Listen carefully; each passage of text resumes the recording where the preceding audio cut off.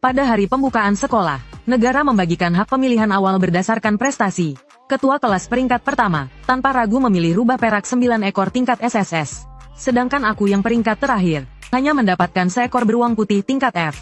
Namun tak lama kemudian, akhir dunia es ekstrim pun tiba. Aku yang mengikat kontrak dengan beruang putih. Berbagi bakat kemampuan tahan dingin milik beruang putih. Sedangkan rubah 9 ekor pilihan ketua kelas belum sempat tumbuh. Sudah membeku mati di hari pertama kiamat. Diliputi rasa iri, ketua kelas bersekongkol dengan siswa lain menyerang beruang putih.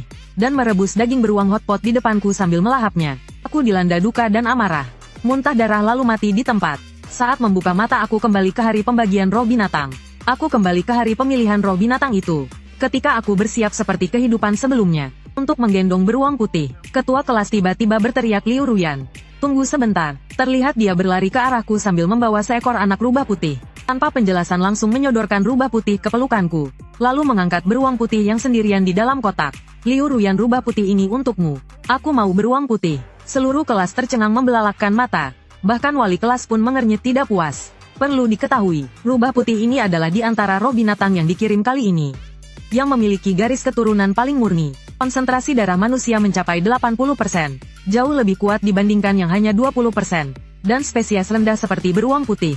Guru menasihati Liu Ruyan, memilih roh binatang pendamping seumur hidup bukanlah lelucon. Ini menyangkut batas pertumbuhanmu di masa depan. Liu Ruyan menggigit bibir, dengan sepasang mata yang berkaca-kaca. Dengan tulus tanpa pamrih Liu Ruyan berkata, "Siswa Xiaoyu lebih membutuhkan rubah putih ini daripada aku." Siswa berprestasi tinggi tak peduli mengikat kontrak dengan roh apapun. Tetap bisa berkembang dengan cepat. Namun bakat kultivasi Xiaoyu biasa saja. Jika masih dipasangkan dengan beruang putih berdarah campuran seperti itu, hidupnya akan hancur. Ucapan Liu Ruyan tersebut memicu tepuk tangan meriah di kelas. Wali kelas pun mengangguk penuh pujian. Liu Ruyan, hal terpenting dalam kultivasi adalah hati Dao. Kamu memiliki hati yang murni dan putih tanpa noda. Meski roh binatangmu sedikit lebih lemah, masa depanmu tetap akan tak terbatas.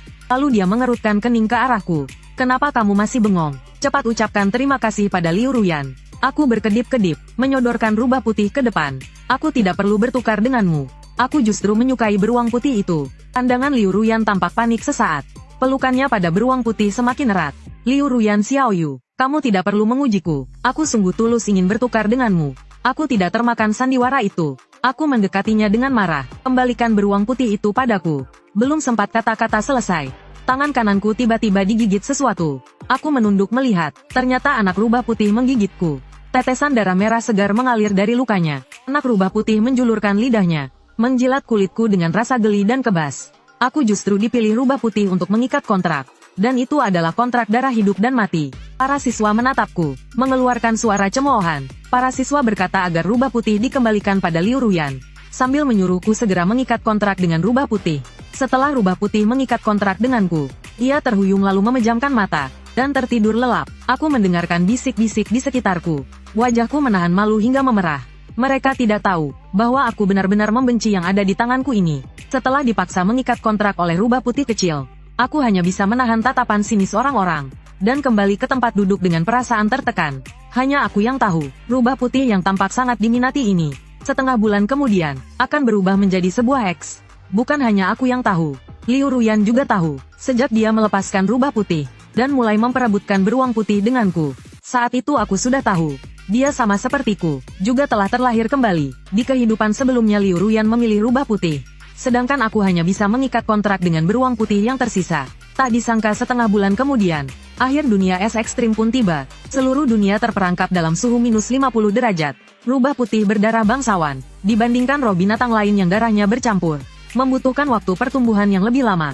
Karena itu saat akhir dunia es tiba, ia masih seekor bayi yang hanya bisa menyusu, dan membeku mati di hari kiamat itu juga. Sementara beruang putihku dengan perawatan teliti, telah memasuki masa remaja. Dalam suhu minus 50 derajat, ia berbagi kemampuan bakat tahan dingin denganku, membuatku menjadi orang yang paling tidak takut dingin di akhir dunia.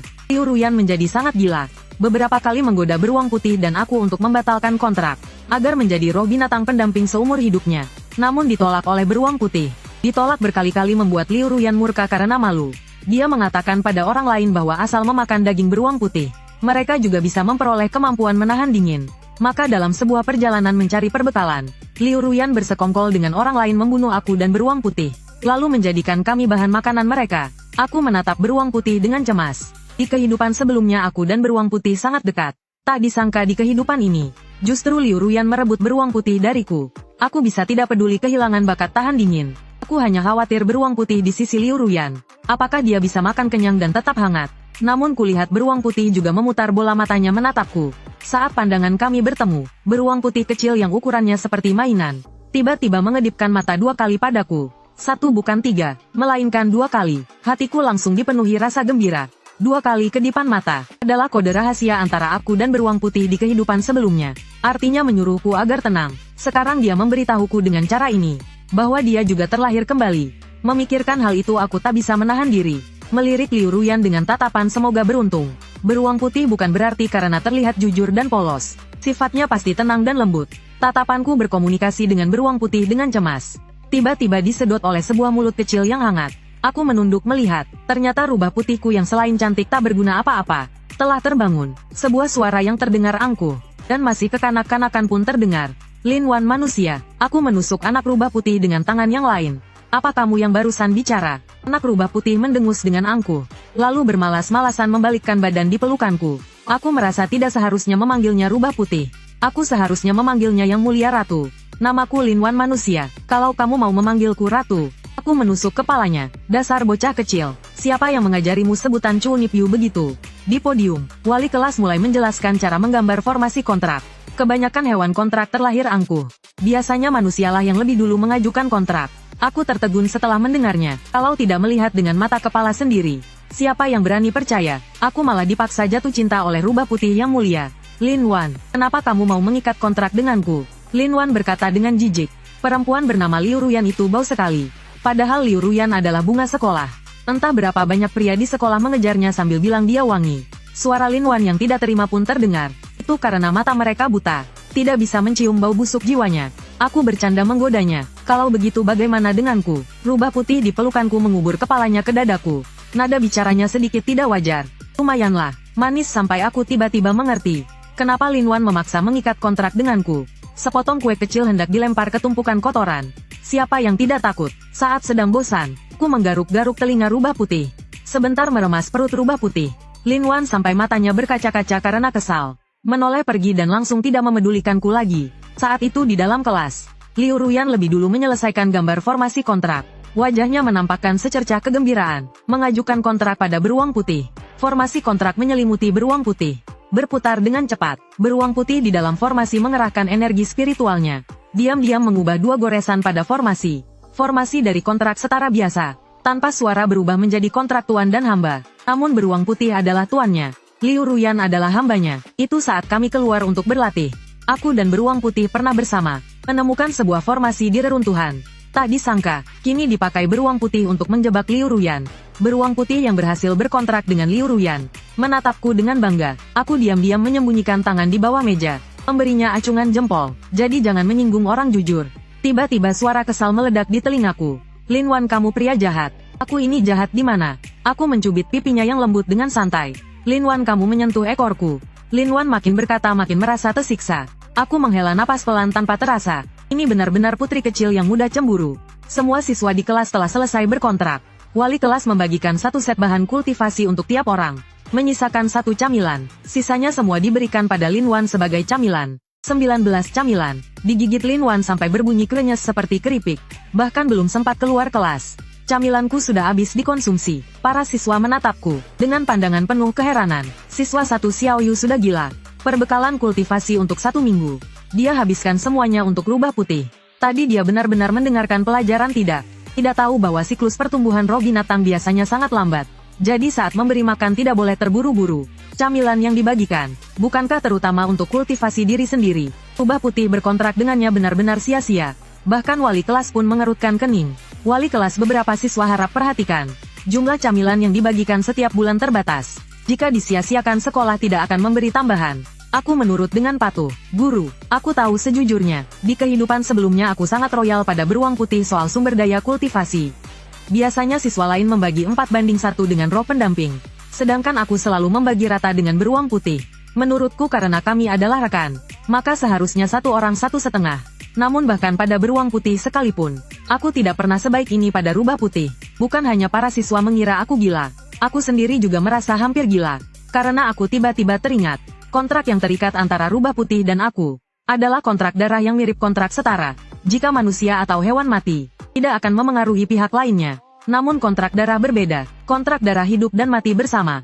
Jika rubah putih seperti di kehidupan sebelumnya, mati membeku di hari pertama akhir dunia, maka aku juga tidak akan hidup. Jadi bisa dibilang, sekarang nyawa leluhur ini lebih penting dari segalanya. Sisa waktunya, para siswa mencari tempat sendiri untuk berlatih.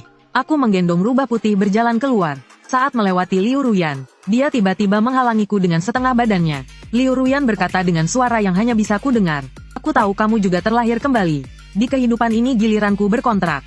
Beruang putih sudah menguasai kemampuan tahan dingin. Aku menyunggingkan senyum. Kalau begitu kamu harus hidup dengan baik ya. Mata Liu Ruyan penuh rasa bangga. Aku sudah memiliki beruang putih.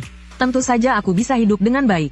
Sedangkan kalian berdua, tunggu saja mati di hari pertama kiamat es ekstrim. Rubah putih di pelukanku mengangkat kelopak matanya, menatap malas sekilas. Dia mengangkat pantatnya, lalu melepaskan kentut keras yang sangat bau ke arah Liu Ruyan. Keteguhan di wajah Liu Ruyan langsung runtuh. Dia menjerit sambil mundur beberapa langkah. Liu Ruyan Fang Xiaoyu, kamu sakit ya? Jauhkan rubah bau itu dariku. Aku tertawa kecil, menggendong rubah putih lalu pergi. Memelihara hewan adalah lubang tanpa dasar. Mencari banyak camilan menjadi masalah besar. Sambil mengelus bulu rubah putih aku berpikir. Tiba-tiba teringat sebelum kiamat di kehidupan sebelumnya. Media pernah mengungkap sebuah urat nadi spiritual kecil. Menurut waktu, urat nadi itu seharusnya belum ditemukan orang dan energinya mulai meluap. Aku membawa rubah putih mengemudi cepat menuju urat nadi spiritual. Saat tiba di lokasi perkiraan, aku mendapati Liu Ruyan ternyata sudah tiba lebih dulu. Dia adalah putri keluarga besar. Jaringan dan sumber dayanya jauh di atasku yang rakyat biasa. Aku berdiri di pinggiran urat nadi spiritual. Hanya bisa menatap dengan pasrah. Liu Ruyan membawa lebih dari 20 pria kekar. Menambang urat nadi spiritual. Rubah putih meringkuk di pelukanku. Melihat satu demi satu, batu roh berkilau yang ditambang. Juga menelan ludah dengan iri. Aku menutup mata rubah putih. Jangan lihat lagi anak. Kualitas batu roh di sini buruk. Akan kubawa kamu ke tempat lain mencari makan. Aku menggendong rubah putih sambil menoleh berkali-kali. Terlihat akan menjauh. Tiba-tiba terdengar suara gembira di benakku. Beruang putih Kak Fang, apakah itu kamu? Aku berhenti melangkah. Saudara beruang, kamu sudah bisa mengirim suara lewat pikiran. Liu Ruyan wanita itu menghabiskan banyak biaya padaku. Memberiku sebatang rumput pembangkit jiwa. Membuatku bisa mengirim suara lewat pikiran. Kak Fang, bawa rubah putih mencari tempat istirahat dulu. Camilan sudah digali semua, lalu aku panggil kamu lagi. Selesai berbicara dengan beruang putih di dalam pikiranku. Sadar kembali kulihat wajah besar nan cantik. Wajah rubah, menatapku dengan penuh curiga. Napas hangat menerpa wajahku. Tidak ada bau pesing rubah liar. Malah membawa aroma samar yang sulit dijelaskan.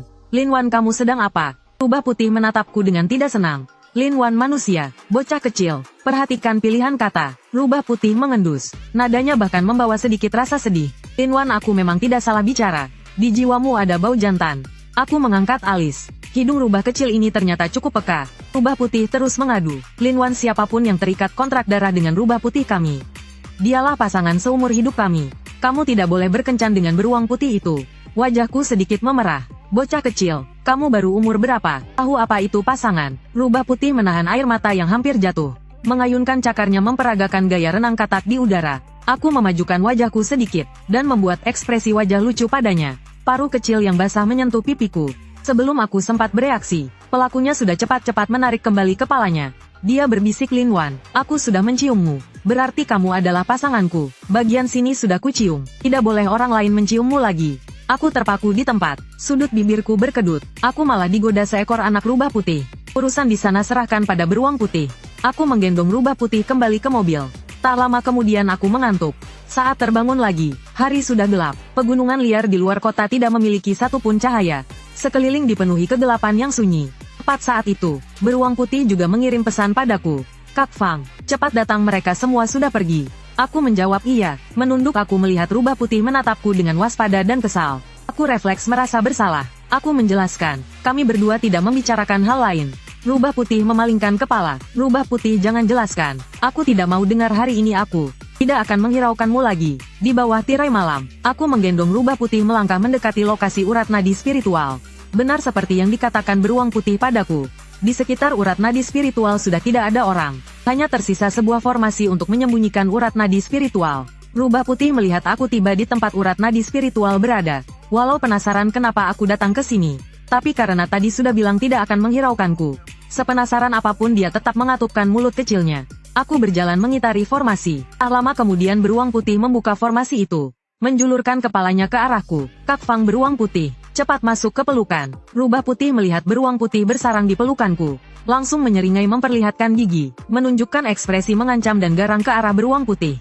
Aku langsung menutup mulut rubah putih, sambil tersenyum canggung kepada beruang putih. Rubah putih agak nakal. Beruang putih berjalan di depan memimpin jalan. Tidak apa-apa, Kak Fang jangan marahi adik. Mulut rubah putih tertutup oleh tanganku. Namun suaranya meledak gaduh di dalam kepalaku. Lepaskan aku akan menggigitnya sampai mati. Hari ini aku pasti menggigitnya sampai mati. Xiao Yu jangan halangi aku. Aku masih hidup. Sembunyi di belakang manusia itu bukan laki-laki sejati. Lepaskan aku mau bertarung sampai mati dengannya. Aku melirik beruang putih.